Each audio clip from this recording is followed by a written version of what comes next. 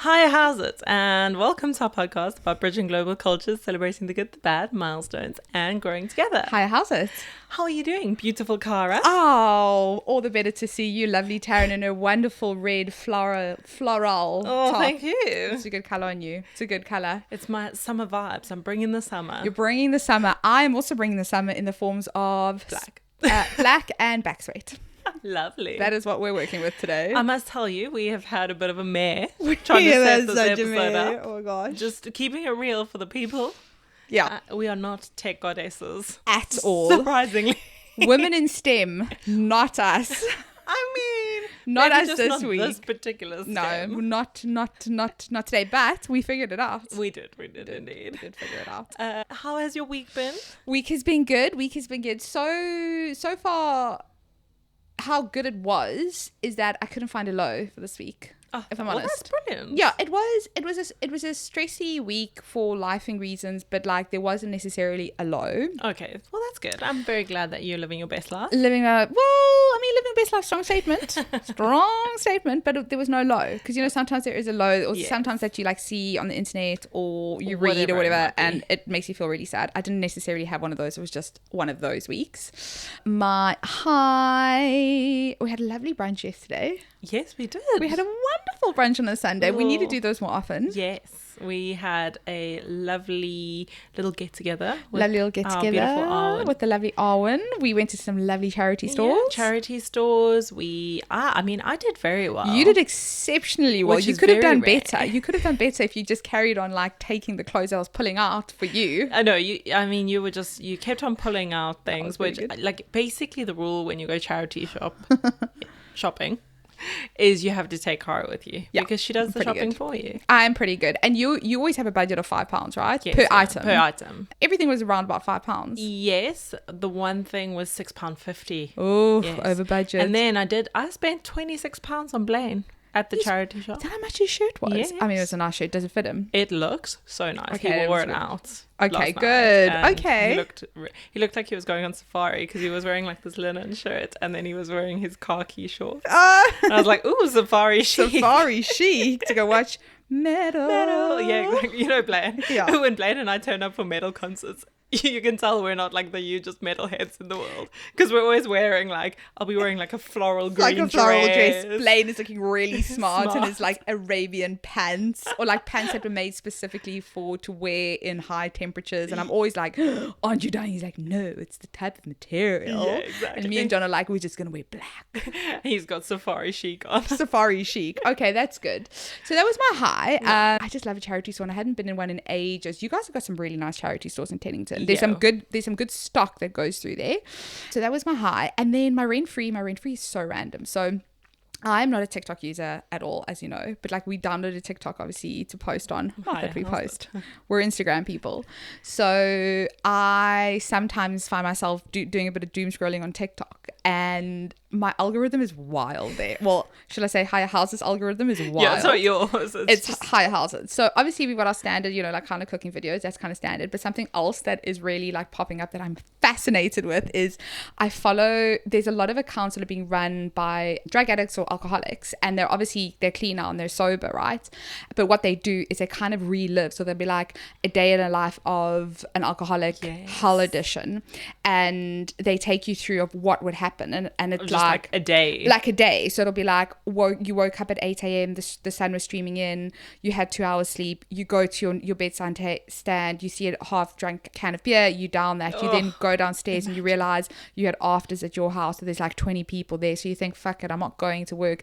So then you start cutting lines and you start drinking more booze, and the next thing you look at your phone and you've got 20 missed calls. So it's just like, it's so anxiety inducing, but it's so interesting to me because it sounds like it's something from the movie, or because Yeah. I've never experienced that. It's so like bizarre and wild to me, like how Quite people. jarring, actually. It's very jarring, but I kind of enjoy it. So there's a couple that not their activities, just watching their activities. But then also like there's also a sense of like, wow, the specific one that keeps on popping up is this female, and there's also like there's a big part of me that I'm like good for you, Yeah, like to keep well yourself done, like out of you that. got you. I don't know how anybody can firstly get to that low and how you must feel to get the low, but secondly, like, how do you push yourself out of it? And I think that's also something that I kind of take away. I'm like, wow, this is fucking jarring and it's wild, but also like, that is unbelievable that you've managed to like get yourself out of it, and you are a recovering addict, and you're just trying to really not spread the word, but you're just trying to inform people, you know, what it's like. What it's actually like, So I get that. It's so that's been living rent free. But your algorithm, How's its TikTok algorithm is definitely then influencing my Instagram algorithm. I don't know how it all works because I also saw one of those. Oh, yeah, okay. But in her case, she was a sort of functional as you can be alcoholic, and she was talking about the fact that when she left work in the afternoon, she couldn't even get home. I think I know what you're talking about. The commute. Yes, the commute. commute. She literally was buying black bottles of wine. And she had like a rotation of off licenses, which I would never even think of, that your off license knows all your dirty secrets, because that's where you go late at night or early in the morning or whatever. I've watched her. That's probably why you're getting pushed. I'm so sorry. So you're either going to get pushed that and also cute dogs. Like, I've got loads of cute dog. But they're all, for some, I don't know what it is, but they're all staffies. Oh, well, I think we know why. We know why, but it's just so cute. So that's what's literally been living rent free in my head. Well, that sounds like a lovely week that That's you had. been my week. How's your week been? Very good. Good. After we went for brunch, I went back to my house. I had a little chill. And then I decided I was going to make soup for the week. Okay, amazing. And soup, it's like 40 degrees. No, I know, but I need work lunches, and it's basically salad or soup, and I was tired of salad. Yeah, fair. So I wanted something comforting, and also the office is quite cold. Okay, So soup is good for the work. Yeah, for the work. And on my way back from getting all my ingredients for my delicious soup, nice. What flavor? I'm the nutritionist. It is roast red pepper. Oh, okay, I love it. So yeah, good. I love it. Oh, it okay. is delicious. Okay. Well worth it. I got gelato. Oh, delicious. I spoiled myself for a little gelato all on my own. I got dark Belgian chocolate for the bottom, because I'm very particular about the order of my scoops. Yeah. And then the top scoop, because I did get a cone, was Biscoff. It was good. That must have been a good. Okay, that sounds really good. The Biscoff wasn't like overwhelming, because I know like some people can find. That must have been quite a nice little combination. A lovely little combination. What a wonderful Sunday. I know. Sunday. My low is that we are really struggling to take Louis for walks at the moment, because it's just so hot. Like so hot. And also flipping grass seeds. Yeah. I mean, I don't know. Like, I even Googled it today because I was thinking, is grass seeds even a thing in South Africa? Apparently it is, but I could only find like 2 articles on it. Is it? I think the big thing is we don't really walk our dogs outside in South Africa. Your dog lives indoor, well, in its garden. Well, it's got a garden, yeah. So you don't really need it. And also, to be honest, like, how many times have you seen off-lead dogs in South Africa? Well, exactly. Like, so you don't. It's so rare. Whereas our little munchkin is off-lead, and also has already been to the vet this year for 2 grass seeds in 1 ear. Oh, shame. That's quite Poor intense. baby. Because they like stick in her ear, right? Yeah, and they're quite dangerous actually, because they can migrate. So even if they go into like the paw or into the like underneath the arms, or they can even swallow them, then they move within the body and they literally migrate. So like some dogs will like get some like one stuck underneath the like armpit, and then it ends up like piercing their lung or something dramatic. Like they're really dangerous. And is it because it's been so dry? Oh my gosh, honestly, like we just need a bit of rain, because those grass seeds are extra hard. So it's just been a pain. Okay. Anyway, she's now got a shower cap. That's so sweet. It's very sweet. She also got like a little bandana. Is that like a bandana? She got the bandana, the granny bandana, but now we bought her a shower cap one. It's so funny. It's so funny. I do feel bad, because she looks at me like, Mom. She's like, what are you doing? What are you doing? I'm only helping you and helping my bank balance. Exactly. And rain-free is, I don't know, but I feel like recently there's been just an uptick in discussions around clocking out or exiting, and what your exit strategy is. Ooh. In terms of like the grind. I think people are becoming super overwhelmed and just like over the hustle, and they're all starting to talk about, how can we get out of this? Should we move to the south of Spain, or lots of people are talking about moving back to South Africa. Yes, But I've heard a couple of those conversations. I think not in our immediate friend group, but in like adjacent friend groups. I've heard a couple. I think they forget that life has to continue, and shit is hard in those places too. Yeah, it depends what you're going to do, right? To me, if I had to say I'm clocking out, or my exit strategy is going to be selling everything up, quitting my job, taking all my savings, going to go live on a beach somewhere and teaching and running a little cafe, right? Yes. But if your exit strategy is, oh, I'm going to clock out, check out and go live in South Africa and go work. The reality is cost of living in South Africa is fucking high. Oh my goodness. Like, fair enough. You don't see it now because you're earning pounds, mate. But like, if you had to move back there, you're going to be earning relative to what the cost of living is. Yeah. And it's fucking expensive. I think we've spoken about this before, but Woolworths, everything except for meat is the same price as what we're paying. So of course meat here is more expensive. Yeah. But everything else is the same price. And people are not earning the same. They're not earning the same comparative relevant, salary. Yeah. So I don't actually know. Like, kudos to all the South Africans surviving and thriving, because it's crazy how expensive things are. Yeah, we are lucky here with groceries, but we've always said that. And I just think, like, we also have these very clear definitions in terms of where you can buy your groceries. You have the cheap level, you've got the mid-market, and you've got the very expensive. I think in South Africa at the moment, it's just like expensive. Like Woolworths is like a bit separate because they're always going to be a bit more expensive. But if you look at like your mid-market, they are almost the same price as Woolworths. Like, they're kind of catching up. There is no cheap option. There is no cheap option. Exactly. You know? Yeah. Okay. Now that we've nattered enough about rent, free, high, low, etc. So, what are we talking about today? What are we talking about today? One of my favorite topics in the universe, female friendships. It is a good topic. It's such a good topic because firstly, we're obviously female. Hey. Secondly, we have friendships. Hey. So I think a thought that I was thinking about was, have we maybe as women almost created these impossible standards for our friendships? Yeah, I can see that. And are we just kind of, I guess, losing a bit of the essence of friendships and what friendships actually is about, and we're actually just not allowing them to be imperfect. Yeah. You know? And then I started thinking, well, where necessarily does this come from? I mean, we're very much driven, or we're very influenced by what we see online, and we see these, you know, girl groups and these gangs, and like everyone's going on holiday together, and it's like the perfect friendships. Are we influenced by that? Yeah. Do we maybe also, from a friendship perspective, if you think of you as a person, you're a whole person, right? And you gain from your different relationships, from your family, from different your partner, from your work, you're getting different things. If there are voids in your life, and that could be from a family perspective, that could be from a partner perspective, it could be from a work perspective, it could be from your own perspective, should our friendships then be trying to fill every single void? So I think that the filling of the void, that obviously that creates an immense amount of pressure on a friendship, because, you know, this person needs to be absolutely everything to you. But then at the same time, we want to create these perfect friendships and cultivate these perfect friendships because this is what online is telling us, and this is what the movies are telling us, and this is what, you know what I mean, and this is what songs are telling us as well. So that was my brain dump. What do you think is your expectation of a friend, and vice versa? I've been thinking a little bit about this, because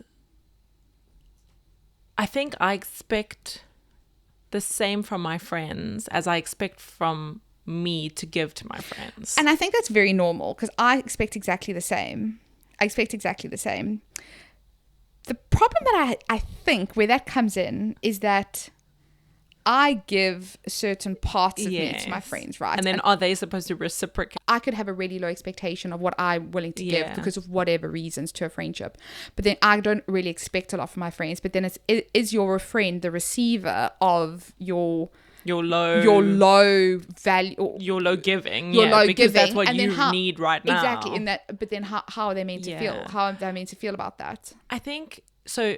You were talking a little bit about like where maybe this all comes from, and I think you touched on something really interesting, which is we see, maybe it's online or amongst our, like, you think of the people from high school or work friends and stuff, you speak to them, and there are loads of examples where these friendships have been since they were like 7 years old. They all started grade one together, and they've just been friends, this group of girls and guys potentially that have just come up together and maintain this friendship. And that's almost seen as gold standard friendship. Absolutely. But you know how... Because it's like glossy, right? That's so glossy. It's like, oh no, well, I've known them for so long and I've known them for so long. But it's like, you know how rare that is? Exactly. And it's even rarer to find people in that situation who still actually like each other. Exactly. Absolutely. And they're not completely talking shit about each other behind everyone's back. I can guarantee you 95% of those friendships, everyone's talking shit about each other. Exactly. But even if they're not, I don't think that is the only way that friendship needs to be. And we've spoken a lot about finding friends as adults. Yes. And your needs as an adult are going to be very different from those that you were many, many years ago when you were younger and so on. But I think we have made friendship very performative. Yes, very, very performative. And then also quite closely linked to that, like I had a weird thought that it's a little bit consumeristic as well. I think it needs to be like a show and tell. Yes, like a show and tell. That is a very, very, very interesting way to describe it. Like, yeah, a show and tell. Like you've almost got to prove that, you know, I have these friendships and I've had these friendships for so long. Yeah, and it needs to come with balloons and bows. And it needs to come with balloons and bows. And I'm such a good friend because look what I'm doing. Like referring back to social media, there's sometimes things that pop up in my algorithm like, look what I've put together for my friend. I put her like a gift basket because shame, she's sick, whatever. You know what I mean? And you kind of think to yourself, then you compare to what you're doing for your friends and you're like, oh my God, I'm the worst friend ever. Doing that. And then you also start questioning other people's expectations as well. And that kind of goes into the expectation thing as well. So it's like you question, like, do my friends expect that from me? Because like I can't give that to them. What do you think your limitations are in terms of like being a friend? So you say that, okay, you give what you expect, right? But like, what does that look like? I think fundamentally, I want my friends to show up when it counts. Yeah. To show up with enthusiasm. Yeah. When it counts. When it counts. And that's not to say that they need to put their shit aside always for me. But like when it really does count, birthdays, Christmas, Easter, whatever it is, show up with or your just boots big things, on, right? Or just big things big things, right? Big like, events and stuff like that. Just like I would for them. Yeah. So I think that's a really big one. And then increasingly, it's actually the little things. Yeah. So it's I've been actively trying to be more of a villager. Well done. And I expect that from my friends as well. But otherwise, I'd like just show up as you are. Yeah, show up as you are. You took the words out of my mouth. I think for me, like I want the person to show up as themselves, warts and all, right? Yes. Because the thing is, when I'm going to come into a friendship, I'm going to show up warts and all. Exactly. So I want the same level of vulnerability to a certain degree to also be able to show up warts and all. At the same time, I think I have a relatively low level of expectation from my friends because I'm quite a low. I don't want to call myself a low level friend, but I'm really bad at being a villager. Like I completely disagree with you. You are the friend that shows up with 25 focaccias, homemade focaccias. Never enough. No, and you'll always show up with a smile on your face. And when I'm saying being a villager, am I the person that is going to message you every single day or once a week to check in? I'm not going to do that. And my friends that know me, they appreciate that and they know it. It doesn't mean that I'm not going to be there. I'm not going to have your back because loyalty is like my number one thing. Like loyalty for me is everything. Like when I say to you, like I will ride hard for you, but like to a fault almost. Yeah. But also you need to ride hard for me. When I say you need to ride so fucking hard for me, like genuinely. And that's also quite a fault as well. Like that is a big fault of mine because I will give you as much loyalty and trust me, I will have your back and I will be there. But if you do not show up for me once, I mean, that's not even true. No, but yeah. that's not even true. No, that's not even true. You but are. but like the trust loyalties, is broken. Then. Yeah, like yeah. I think also, is that not the bare minimum from like really close friends? And I'm not just talking about like your colleague at work. Oh, eh? I kind of feel like your core group of friends go like we're talking about, we're girls kind of thing. Girls girl. What is a girls girl? Please tell me. Can somebody say what's a girls girl? You're a girls girl. Am I? Yes. Okay. What's a girls girl? That has the girls back always. Yeah. And that's the thing, is we have to have each other's backs. And yes. I think we talk about this a lot. We talk about the fact that we could easily just be in a compound together. Guys, promise you now. And we've had this discussion. We've generally had this discussion before. I think a woman's only compound, there's something to it. There's something to it. And you know what? Touch wood, and I don't ever want this to come true, so I'm not even going to say it out loud, but if anything ever had to happen, let me tell you, I will never be in a long-term relationship with a man again. I will buddy up. There's a lot of us. There's a lot of us going. It'll be compound. And then for the other needs, there's Tinder. There's Tinder. So all I'm saying is I'll never be in a long-term relationship with a man again. I quite like the idea of a compound, like, I'm chuffed with a compound. Can you imagine living off the land? Exactly. Maybe not like the total maybe land. Not like the land, because we still like bougie. Yeah, exactly. But like good level land. Good like level we'll land. grow our own tomatoes. And herbs, exactly. No, I mean, and I think that's the thing, right? Female friendships are amazing. They're beautiful, and they are some of the greatest things that life can give you. But on the flip side, they can be really difficult. Toxic. They can be difficult. They can be toxic.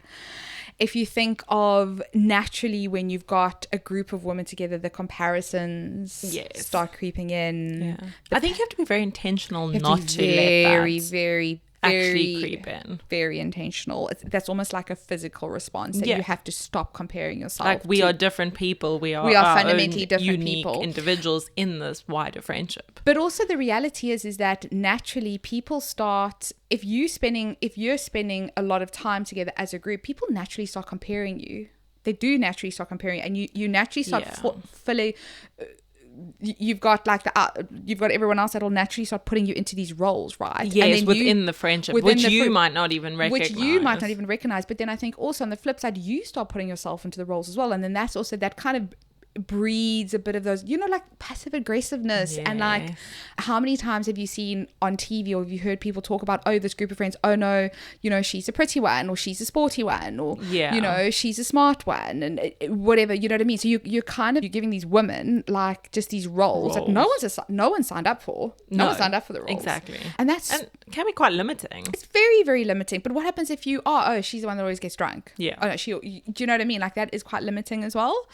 I also think you've got that side of the toxic, and that kind of breeds that all breeds kind of toxicity. But then on the flip side, then you've also got, like, if you think of a big girl group, I think the dynamics, there's kind of micro relationships that start built, right?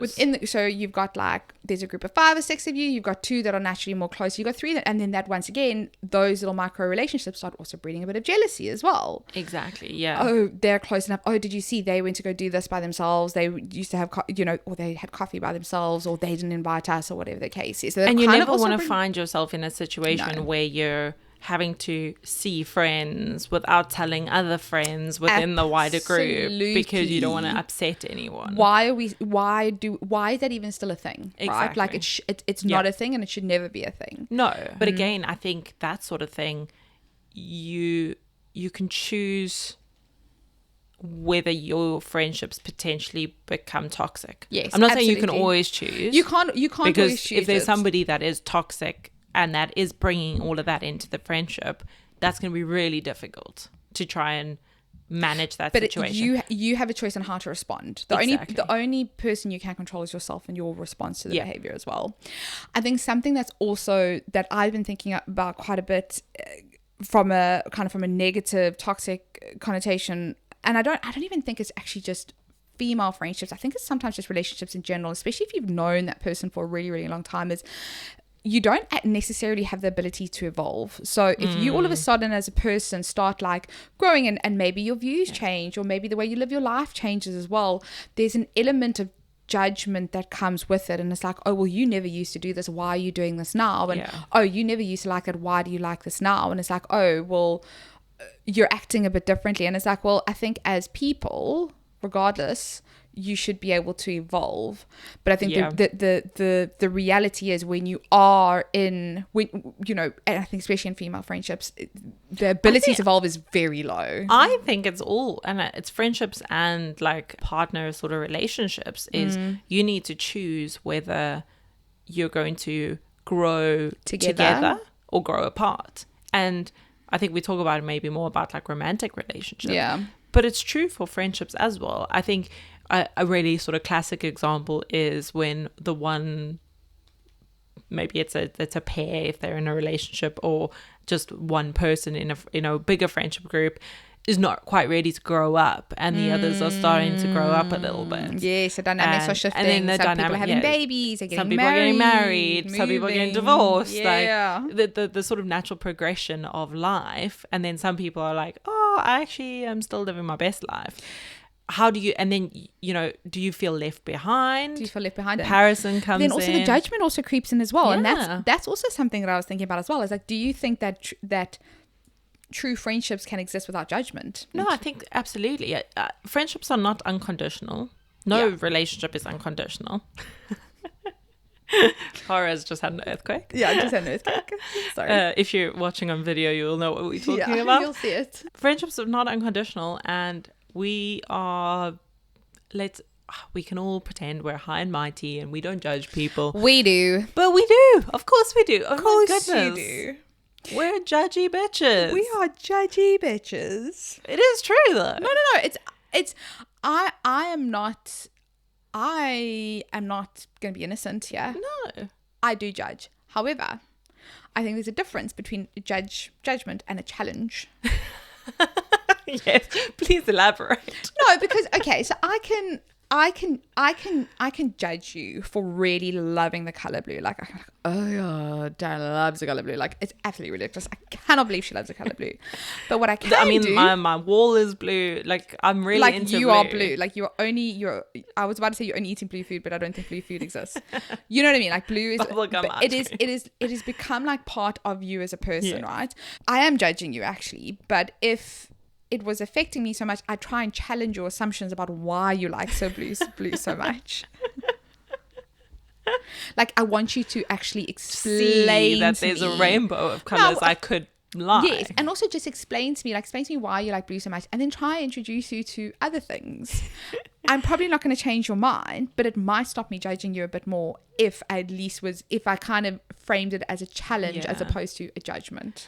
I have sort of seen this, especially in more like contentious areas. I'm neutral towards blue, just so that was like a really knows. Shit example, but did it kind of make sense? Okay. No, absolutely. But I think what you're getting at is, especially when there's like a contention about something, is to approach it with a little bit more curiosity. Absolutely, yes. Rather than, why do you like blue? Blue's a shit color.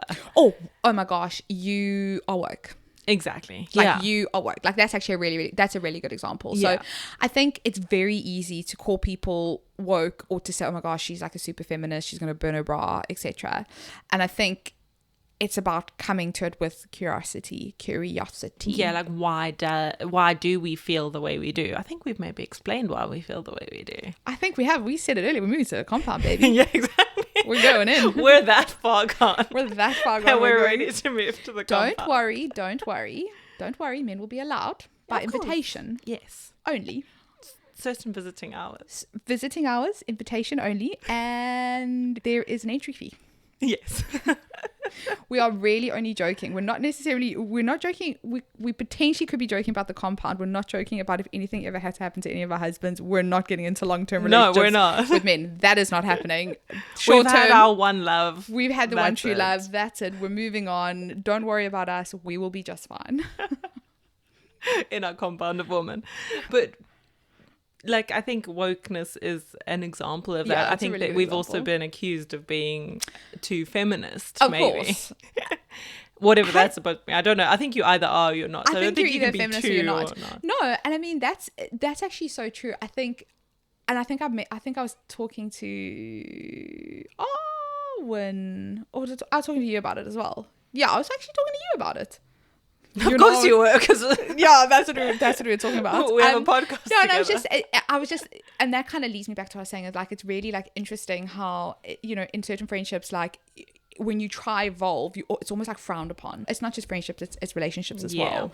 And because I know I've certainly changed over the last couple of years, and you know what, it's not going to be for everyone. My views aren't going to be for everyone. That's true, And yeah. it's not going to be comfortable for everyone, you know, and that's actually okay. It's completely okay if your, you know, perception of me has changed, because I have completely changed as a person. I'm still fundamentally who I am, but a lot of my views and my opinions and maybe the way that I present myself with those views and opinions has changed. And that's even okay. the fact that you have an opinion. Now sometimes. I have an opinion. I didn't really have an opinion about these things, but friendships are hard work. Yeah, Like friendships are hard work. and also I think challenging each other is not the worst thing in the world. And I think you were sort of trying to get to that as well. Yes. Is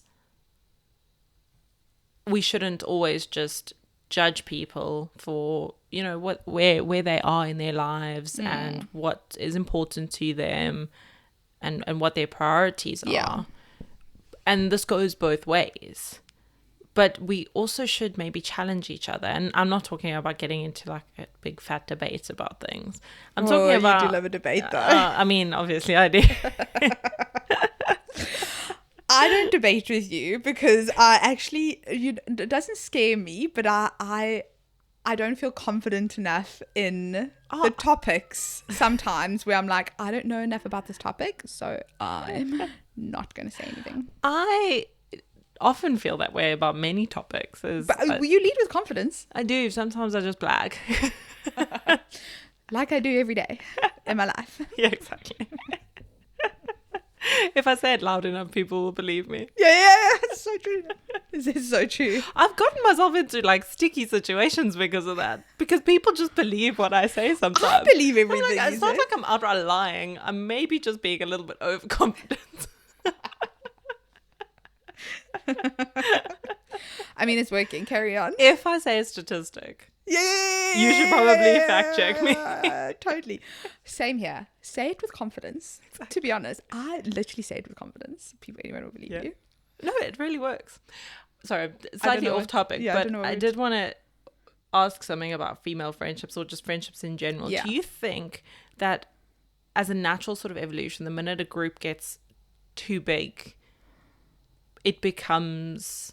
And I don't know what the definition of too big is. It can lead to more tension in friendships, and that becomes quite complicated sometimes. My initial, the first thing in my head is absolutely yes. The second thing, the kind of second point to it, I think it depends. Friendships, it's a ship, it's a relationship, right? So my thing is that the same how you work as your personal you work with your family relationships, your love relationship, your marriage, etc. They require work, right? Yeah. If you are in a group of friends where naturally no work's been done on the relationships, right? We are friends because you know what? It's just been a time thing, and we've always been mates, and there's been no accountability. There's been no boundary setting. It's just, you know what, we're friends because we're friends. We're friends because we're friends, and we have always been friends. Naturally, as that group grows bigger, absolutely there's going to be drama. However, if you are in a friend group where there's been active workings and, you know, people have feedback. I think we've spoken about feedback before. Uncomfortable feedback and uncomfortable conversations. And accountability. Accountability has been taken, and there's been boundaries set, and we're in a really healthy friendship group. I think, hey, the more the merrier. But you must know, if you're coming in, you're gonna have to accept feedback. You need to take accountability for things. You need accept your feedback. Own up to things. I think a really good example of that was the other day when you failed to invite a friend out with us. I did. And sorry, I'm just throwing you under the bus here. That's okay. But what did you do? The minute you realized it, Yeah, we just you took accountability. Put your hands up. And said, I'm a shit friend. I'm sorry. I feel really shitty about this. Like, I'm really sorry. I'm telling you, I know, like, I don't even have an excuse for it. I just was a shitty person in that moment. I was a shitty person in that moment. And you know what? The response or the feedback that I got from it was like, oh my gosh, don't worry about it. But like, thank you for putting your hands up and doing it. And that's actually all it is. And I think that's really important in order to maintain that healthy friendship. And that's not like, I think people could easily take the piss. Yeah. Oh no. Listen, there's a big difference between holding your hands up and saying, listen, yes, I fucked up. And actually changing your behavior. But then some behavior needs to change, right? We can't be apologizing for the same, for repetitive over and over behavior. again. Like, then that's a bit of a problem. But no, so it's, I don't know. I think yes is my initial, but I think also no, it depends on the type of friendship group that you're in. Yeah. And I think also people bring their own shit. We all have our own shit, yeah, our own friendship shit, our own relationship, all that sort of thing, from past relationships that could potentially have been quite toxic. There's PTSDs, there's, this is how it used to act, and we have different non-negotiables because of those. We have sometimes some bad friendship habits because of those previous relationships. That's true. And that's where the feedback really comes in. And feedback is important. Also just being really honest about what those non-negotiables are. If you've been hurt in a very specific way because somebody has betrayed your trust, then being honest about the fact that you really value trust and it is something that has led to difficulty in the past, that really helps your other friends. Yeah. But you need to be vulnerable to be able to do that. The thing is that, and while we kind of start wrapping things up, because we could talk about this for hours, I think what you've just said is really important. The feedback's really important.